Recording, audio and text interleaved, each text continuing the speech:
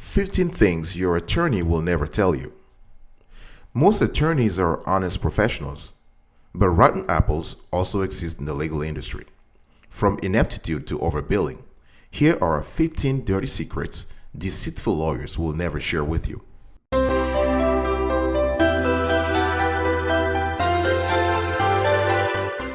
Welcome back, folks, to another edition of Sweetie Kiwi. I hope you are doing fantastic today. I'm doing marvelous. If you're doing as marvelous as I am, go grab a cup of coffee or tea or vodka and let's roll.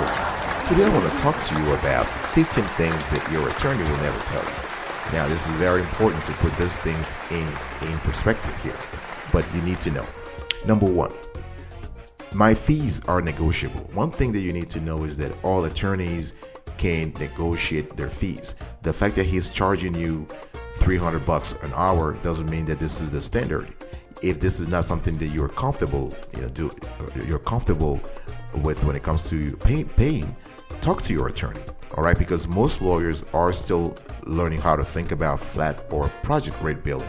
They're not there yet, so you got to think about the best way for you to make sure that you're not overpaying in a particular project. So, the fees are definitely negotiable.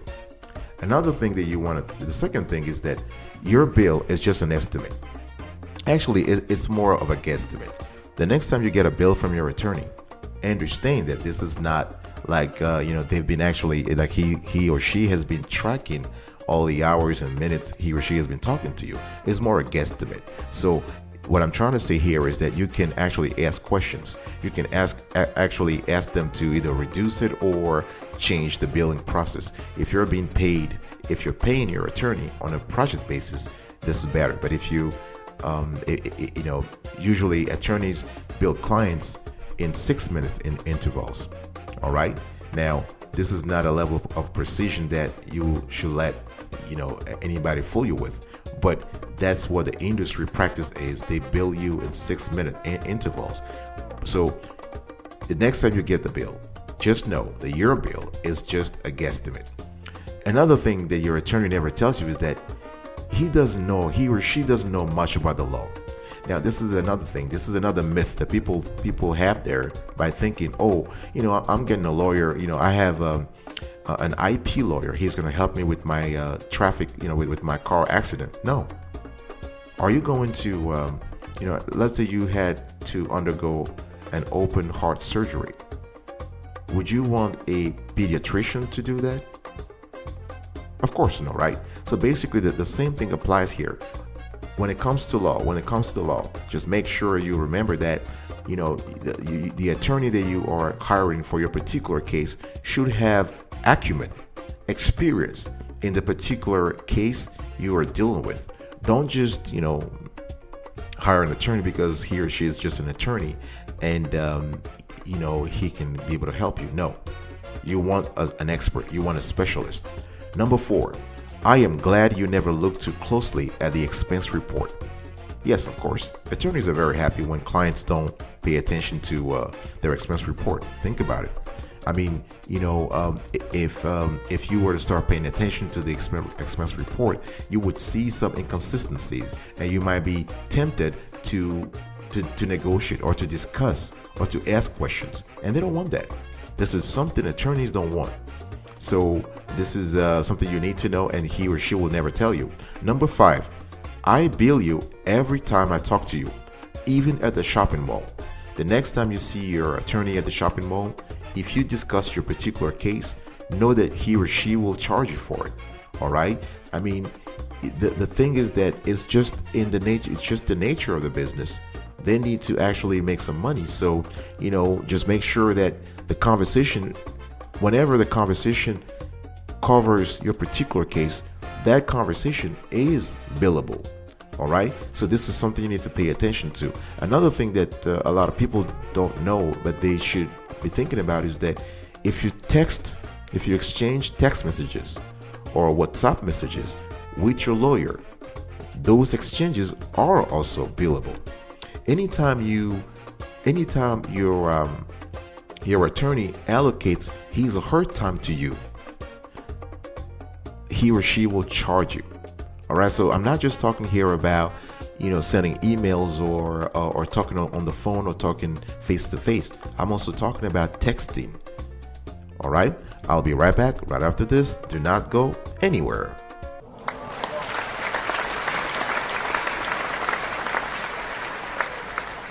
Welcome back, folks, to another edition of Sweetie Kiwi. We're having a conversation today about 15 things your attorney will never tell you. If you love the quality of the content so far, please consider subscribing to our channel. We like to release this kind of show every single day, and every single day across various topics, of course. And turn on the notification bell so you are aware when we drop a new show. Comment below, share this content, and like it. Number 6, I really need you as an ongoing client. A lot of folks are kind of scared when they think that their attorney might easily fire them, but that's not really the case. Your attorney might threaten to fire you, but in reality, he or she needs you.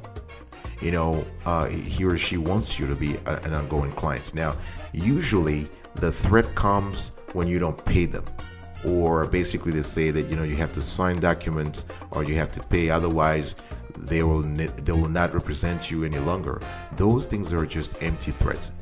Remember, an attorney needs to make money. An attorney needs to increase his or her pipeline of clients, right? So the threat is not always warranted here.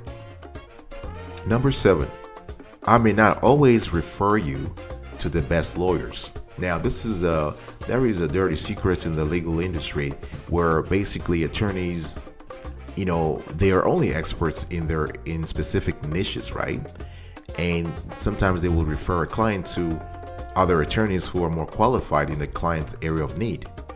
The dirty secret here is that those attorneys get kickback. They get kickbacks. They get referral commissions. They don't disclose it to the client, of course. Sometimes they do, sometimes they don't. The problem here is that there is an incentive to refer a client not necessarily to the best lawyer for the case, but to the lawyer who will pay the attorney more money, or a fatter kickback. So the incentive is not always in the advantages of the clients, but rather in the lawyer's advantage. Number 8, I always use template but bill you as if I did things from scratch, right? I mean, a lot of lawyers right now, they basically will bill clients for templates, for documents that they just copied. They just basically copied and pasted and adjusted the content of. I'm talking about, for instance, a contract, right? Or like lawyers, if you have a law firm, chances are they've been in business for 20 years or 10 years or 30 years. They have a whole database of contracts, of templates they can just use. So what they do, they just recycle those contracts, and it makes sense. I mean, I wouldn't blame them. If I were them, I would have done the same thing too. But it is a little wrong. It's a little wrong and unethical to charge a client full price as if the contract was written fresh, even though it's just a recycle. It's just a recycled contract. Number 9, I outsource work to subordinates but bill you at a lawyer's rate. That's another thing. So your lawyer will never tell you that part of the work that he or she does and bills you for is actually done by a subordinate, a junior lawyer, right? Or sometimes it's even an intern. It can be a paralegal, a secretary, whatever it is. So for instance, the paralegal does the work, but the lawyer will charge you his regular fee, right? So the idea here is to understand there's nothing wrong with that. It's just that you need to know those things in advance. All right. Number 10, you don't really need me unless you have court proceedings. Now, with the advent of great legal resources on the internet, honestly, you don't need a lawyer unless you have a court date and you need someone to represent you.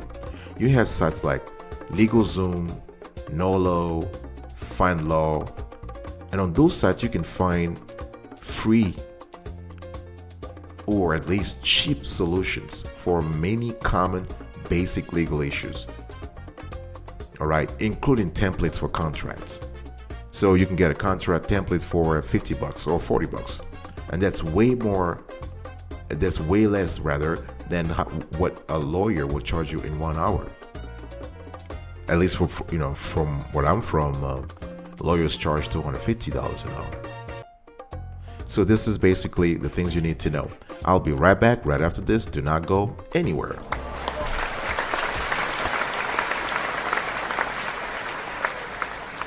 Welcome back, folks, to another edition of Sweetie Kiwi. We're still having a conversation today about 15 things that lawyers will never tell you. And number 11, mediation might suit you better. Now, mediation is very important because litigation is very costly, and a lot of lawyers make money through litigation. But mediation, in essence, allows you to get to the bottom of the issue faster, which in return is just cheaper for you, right? Because how does mediation really works? Mediation gets, in essence, the principles to a lawsuit. The key parties to the lawsuit, they get those parties in a room together, and they have a facilitator. So the principals are able to speak to speak for themselves, right? Rather than paying lawyers to posture for them. And the facilitator is seen as a neutral entity or individual, and this allows the process to go faster. All right, so you really the next time you are thinking about getting a lawyer, think whether or not mediation might suit your case better.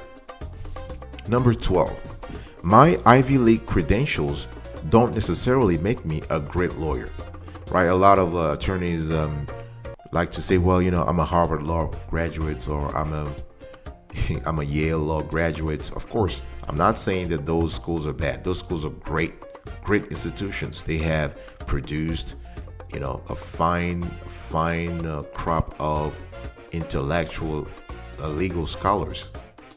However, not all students or not all graduates of those schools are great lawyers. So you have to be very careful about, always being drawn into, a situation where you are thinking about hiring someone just simply because they went to an Ivy League institution. Number 13, I have definitely screwed up in the past, but I will never tell you. Of course, lawyers are not, they're not perfect like any human. They have their own flaws. So your lawyer will never tell you their history. So if they have a history of sanctions or other disciplinary actions against them, they're never going to tell you. So what you need to do is you probably need to do some research, some digging. If you really want to get this lawyer, make sure that you want to find out whether he or she was disciplined or perhaps just reprimanded. Number 14, I act tough to win you as a client, not necessarily to win your case. Sometimes, lawyers will put on a show by acting very tough so that you feel, oh, wow, I have a great lawyer behind me. He or she will take care of things and I'll be out of trouble very soon. But the thing here is that acting tough is not what's needed to win a case. The ability to argue before a court, the ability to present facts, the ability to use elements of the law in your favor is what's going to make you win your case. Is what's going to make the jury actually find you a winner in the case. All right. Number 15, and that's the last item here. I'm using your case as a training program for my intern and junior lawyers. This is a classic, right? So basically, I think I said earlier that your attorney is actually having the job done by someone else but charging you full price. It's the same thing here. It's kind of related here because a lot of the things that are being done are being done by junior lawyers and sometimes even interns. And so you're not getting the quality you are expecting, not always at least, right? So you are paying full price, but you're not getting the quality of work the quality of expertise, the depth of expertise you are looking for. So something you just need to know. All right? I will be right back right after this. Do not go anywhere.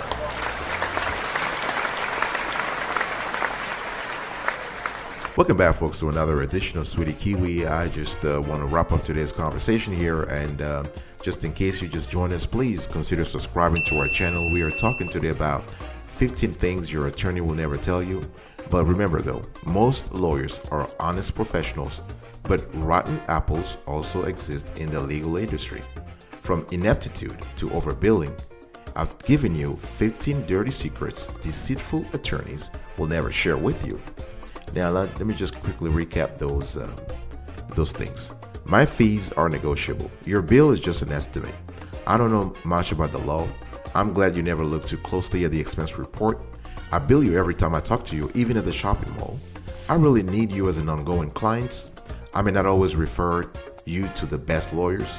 I always use templates, but still bill you as if I did things from scratch. I outsource work to subordinates, but bill you at the lawyer's rate. Right? You don't really need me unless you have court proceedings. Mediation might suit you better. My Ivy League credentials don't necessarily make me a great lawyer. I have definitely screwed up in the past, but I won't tell you. I act tough to win you as a client, not necessarily to win your case. I'm using your case as a training program for my interns and junior lawyers. So this is basically it. I mean, now before I wrap today's show up, I just want to give you also a call to action. A few tips when it comes to hiring a lawyer. You want to know who you're dealing with. You want to know that the lawyer has expertise in the specific field you want. You want to do your research. You want to have an idea of fees and cost. I'm talking about if you are on a contingency fee or whether you are on a flat fee or hourly rates, retainer, prepaid legal plans, whatever it is. You want to think about those things beforehand. Is the attorney okay with a payment arrangement? You want to do that. You also want to think about your attorney track record in the last 5 or 10 years. This will tell you whether you made the right choices or not. All right? I will see you next time, and until then, stay marvelous.